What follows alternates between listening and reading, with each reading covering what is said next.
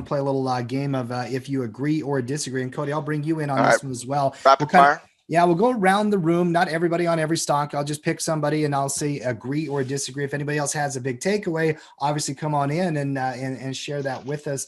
But let's start with Disney. And I'm going to start with Tyler on Disney. Yep. Disney caught an upgrade here, price target upgrade from Citigroup to $230 from $205. Tyler, obviously we're hesitation candle here. It was looking really good on a breakout, still in a beautiful uptrend with higher high, higher low scenario. Do you agree with the upgrade on the price to 230 on Disney? Of course. Hey, take it to 430. I don't care. Yes, it's a great company, great chart. And their hand is forced. They're like, look, it just went from 120 to 200. Let's get in front of this and upgrade it ahead of time. Sure. Pretty easy price upgrade as well. Yep. I agree with this one. This one might be a little bit tougher here. Square, SQ, we'll go to another Jack Dorsey company from the one we just talked about on Twitter. Matt, you analyzed the earnings report and whatnot. Guggenheim upgraded Square to a buy from neutral. They liked the move on earnings and things that are happened. Do you agree that Square is a buy?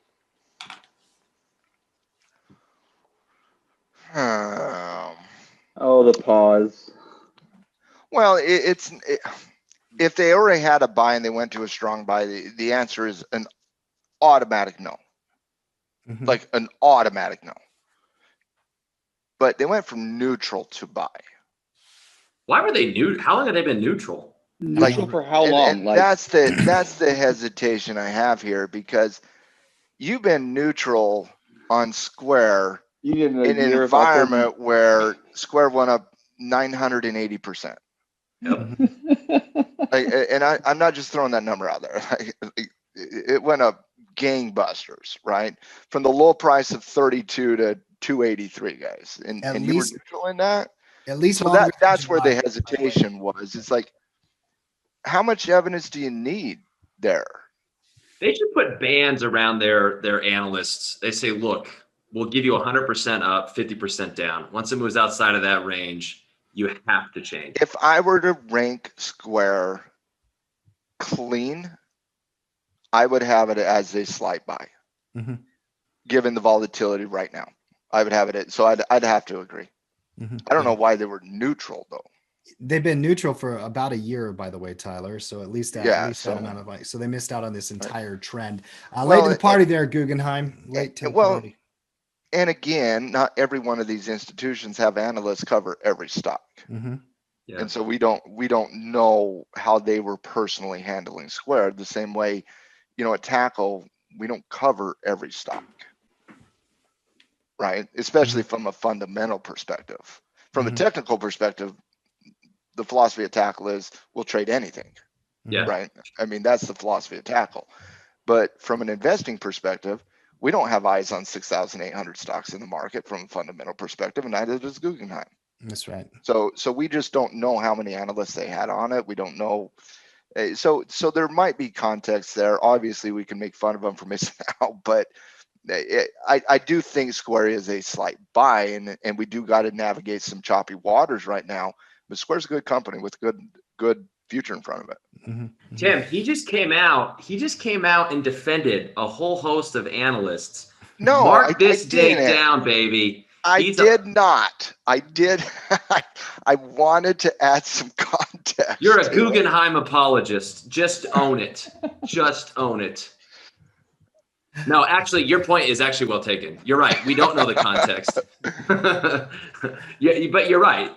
You don't know if they're always on the finger on the pulse of this. And you know what? Quite frankly, if you're trying to gauge different companies, I don't know. Like I'd probably say, look, when there's an earnings report, when there's something dramatic that changes, that's when we go look at it. Maybe they aren't looking at it unless there's a news. And they could be looking at their earnings report. I mean, yeah, it got sold off, but their raw earnings numbers were actually really good at Square. Yeah. Yeah. So I could certainly see somebody at the institutional level being like, did you guys see Square's report? Have you guys not been looking at Square? What the hell's wrong with you guys? Get it together. Yeah. And I could see somebody like, oh no, we got to make the boss happy. Let's upgrade Square. Yeah. Good point. Good point. Next one here, Nike, HSBC, and Cody, I'll give you this one to you. Nike Upgraded to a buy from a hold at HSBC. Cody, agree or disagree? Nike's been a strong performer for a long time. If anything, it goes to the same thing. How long does it need to be moving upward before they finally move it to a buy? And they happen to move to a buy right as it's going into more of a neutral pattern. I think they're late to the party. They should have classified as a buy 8 months ago, 9 months ago. Right now, I think it's neutral. So it seems like they wait for the chart to already move before they move it. So agree that they should have done it 9 months ago. Disagree with now because it's a neutral pattern. Matt, you agree with that? Well, when I'm looking at upgrades and downgrades and whatnot, I certainly do look at technicals like Cody just did, but I also take into account fundamental analysis probably far more than I do the technical condition. And I treat a little bit of the same way as I treat the Tackle 25. I look at them from a fundamental perspective. Nike is a darling of the market. There's no doubt about that. But it has a double top now. It's, got wide range neutrality between 130 and 145, and let's see how it navigates that level. But when you're looking at Nike from a fundamental perspective, you're talking about a company right now with a 77 PE ratio, a forward PE ratio of 35. So basically, if they get everything right, they're still overvalued. And that's a concern to me. Yep. The price to book is rocking at 20, which is dramatically over elevated. I mean, to the point where it would break way too many rules for me to even look at Nike for the Tackle 25. It would just break so many different Tackle 25. So I look at it through that lens, and it's a company I really like. It's obviously a leader in its industry, and it's a darling of the marketplace. But from a fundamental perspective, I'm sorry, it's too difficult for me, and this is just me, but it's too difficult for me to look at a company like Nike, a consumer cyclical company, with a 77 P ratio, a forward P ratio of 35, a PEG ratio of over 2, and a price to book ratio of 20, and think this is a good new entry. No, Investors don't care. The investors don't care, but I want to be recommending as a buy from a long-term investing perspective until we see something transpire from a fundamental perspective. And that could be, Nike's earnings report coming up, the same way that could have been Nike's earnings report this quarter. And when Nike reported, it reported right before the quarter kind of began. And ever since that report, which Nike saw a contraction in earnings from the previous quarter, Nike has done nothing.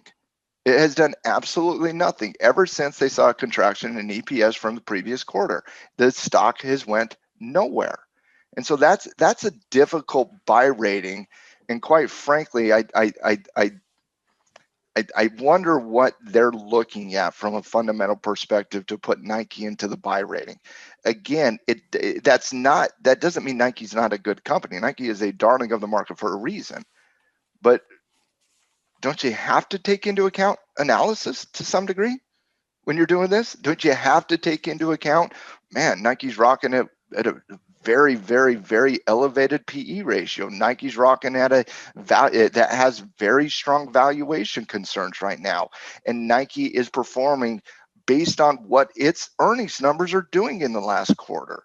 And so I think it's a tough upgrade. I disagree with it. Yeah, it's a hold for me. It would be a hold. Oh no, it's definitely a hold. It's not a sell. No, it's definitely a hold. Neutral hold. Yeah, neutral. something like that. Disagree.